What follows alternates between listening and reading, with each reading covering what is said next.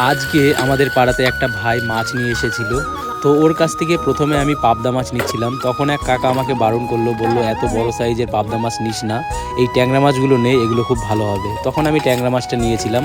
আর এখানে 100 টাকার মাছ নিয়েছি, কিন্তু কোয়ান্টিটি দেখো অনেকটা দিয়েছে।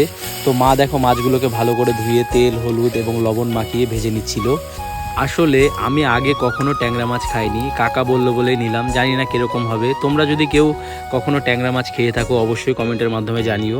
তো আমাদের মশলা কমপ্লিট হয়ে গেছে, তারপরে মা পরিমাণ মতন তেল দিয়ে প্রথমে পেঁয়াজ ভেজে নিয়ে তারপরে করে রাখা মশলাটা দিয়ে দিয়েছে। আর আমাদের বাড়ি আজকে বিশেষত্ব হচ্ছে কাঠের উনুনে রান্না করা হচ্ছে। এই যে দেখো, যেহেতু গ্যাসের ক্রাইসিস চলছে, তো সেই কারণেই এখন কাঠের উনুনে রান্না করছি।